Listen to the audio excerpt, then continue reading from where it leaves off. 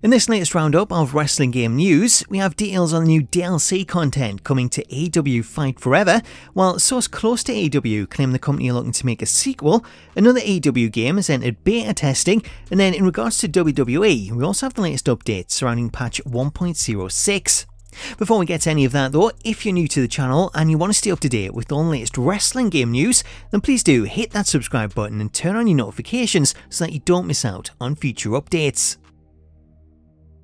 So let's start with a report from Insider Gaming, who've spoken to the source close to AEW that claim the company are interested in making a sequel to Fight Forever, and has gone on to share details of what happened with the original, scrapped plans, and the reason for the game releasing in the state that it did.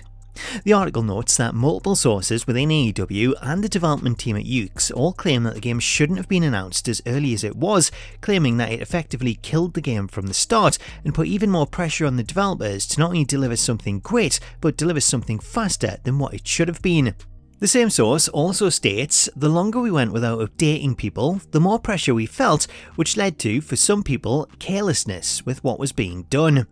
As for the reason the game was released when it did, the source reveals that the decision was one that was forced on them as they needed to recoup money from the development, as the budget had swelled to nearly 2 times the expected cost, which in turn led to a number of features that were planned to be a part of the game at launch being cut, with the source claiming that around a third of the planned launch features didn't happen and some may still not happen at all.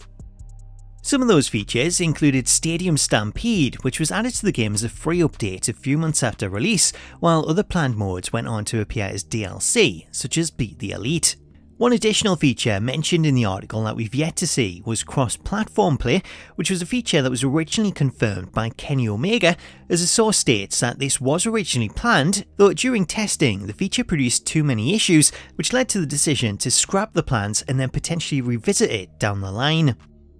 Speaking on the future of the game and the potential of new match types being added, the source notes that while Stadium Stampede was added as a post-launch update, match types such as trios matches are proving to be a lot more difficult to implement, with the source stating they're trying, but it just feels like something that may have to wait for the next game if they don't want to put extra resources into it now.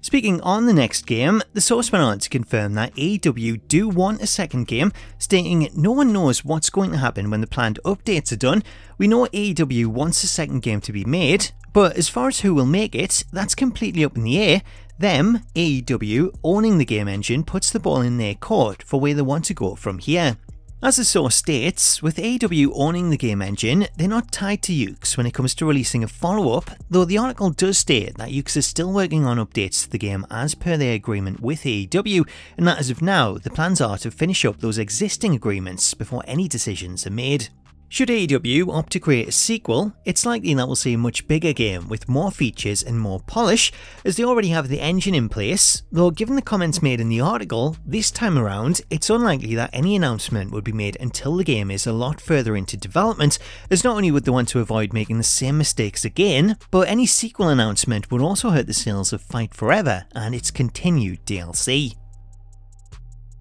Speaking of the latest DLC, we do have an announcement for the latest offering, as AEW Games have announced on their social account that a new World War Joe pack is set to be released on the 8th of May.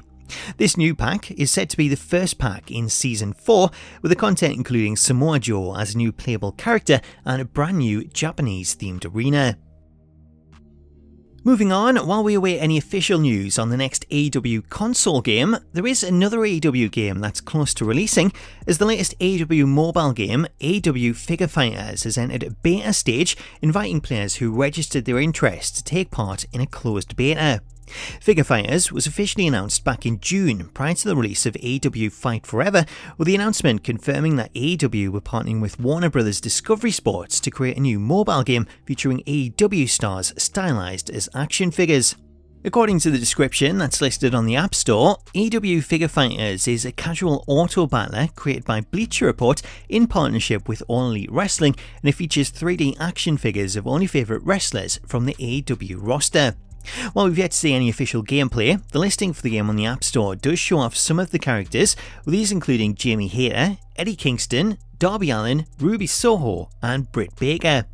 Shedding some light on how the game plays, the features for the game note that wrestling happens automatically in this auto battler, but you can use your signature moves at opportune times to have a meaningful impact on the outcome of the match. Other features include online multiplayer, daily missions and events, and the ability to collect and level up members of the AEW roster. As of right now, no release date has been announced, though given that the game has entered a closed beta stage, it's likely not too far away.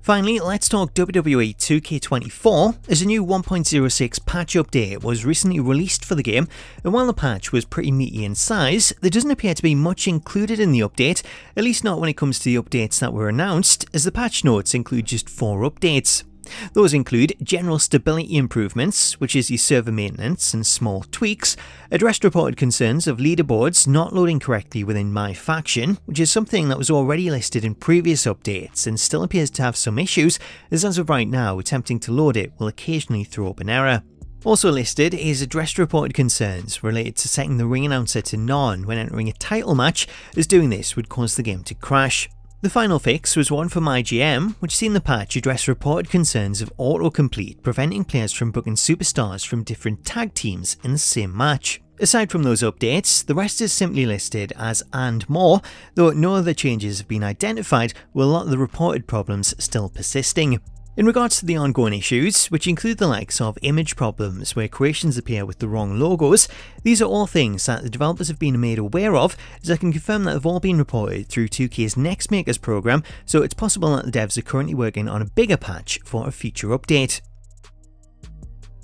Finally, you may have heard the news that 2K Sports' parent company TakeTwo Interactive is set to lay off around 5% of its workforce, which GamesIndustry.biz equates to approximately 580 jobs. These cuts are spread across the entirety of Take-Two, including 2K Sports, as Mike Straw of InsiderGaming.com confirmed via Twitter that the cuts are also affecting WWE. Mike tweeted, "TakeTwo Layoffs, I can confirm that people from WWE 2K and the in-development NFL 2K game have been let go. Not sure on full number, but those teams have definitely seen layoffs." Sharing more details, GamesIndustry.biz reports that the cuts are part of a cost reduction program, and that alongside the job cuts, several projects have also been cancelled, though there's no word on what they were. So it's a bit of a dim note to end on, but hopefully anyone affected by the cuts will go on to find a job elsewhere. So that's a full roundup of this week's wrestling game news. Let me know what you make of it in the comments, and stay tuned to the channel for more. Until next time though, thank you so much for watching, have yourself an awesome day, and I'll catch you later.